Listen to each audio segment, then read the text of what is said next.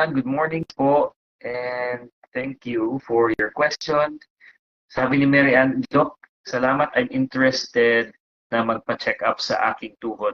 2 months gikan karon mga nagsakit akong tuhod, usahay mawala, usahay na unsa kahani. Hope nga makaanha ko sa clinic, but magtigom sa ako, Doc.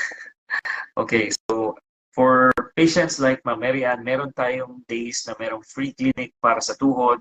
Last January, we had a free clinic. Last December, we also had a free clinic. If patients don't have money, meron talagang paraan. But also, if you do think that you're wasting money on mga supplements like Bone Fix, mas advice ko po is instead of buying the supplements, you can come to the clinic and use your money on a doctor's fee po. Para lang malaman natin, instead of buying yung gamot na hindi pala gumana, kailangan kasi natin malaman first kung ano yung problem niyo po before natin i-treat.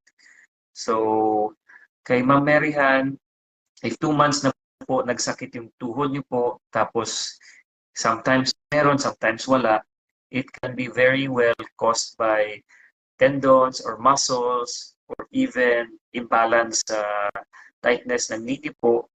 Really good to get an opinion with any specialist para po malaman natin before tayo uminom ng gamot. Kasi again, you may be wasting your money sa mga iba't ibang gamot po.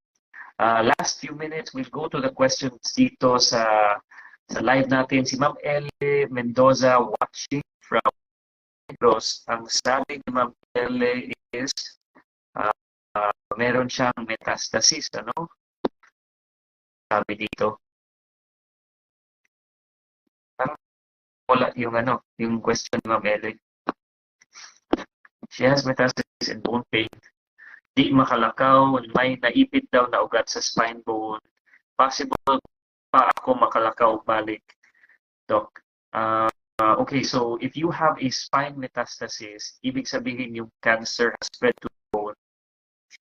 Posible na yung cancer is naiipit niya po yung nerves po na the nerves kasi give your body strength. Yun po yung dahilan bakit hindi kayo makalakad. Frequently, kailangan nyo ng spine specialist po na mag-opera ng para mawala yung ipit po. An opinion if you are from Negros sa mga spine specialists nyo dyan. If umabot sa point na hindi na kayo makalakad, I really advise na pumunta kayo agad. Don't waste time po if you still want to walk again. We also have a question from Mr. Ronald. Hi, Doc. Let me ask this. My problem is the implant for ACL. Talk to different orthos and recommended surgery. I have insurance, but the implant is not covered. Can we find ways po? Opo naman.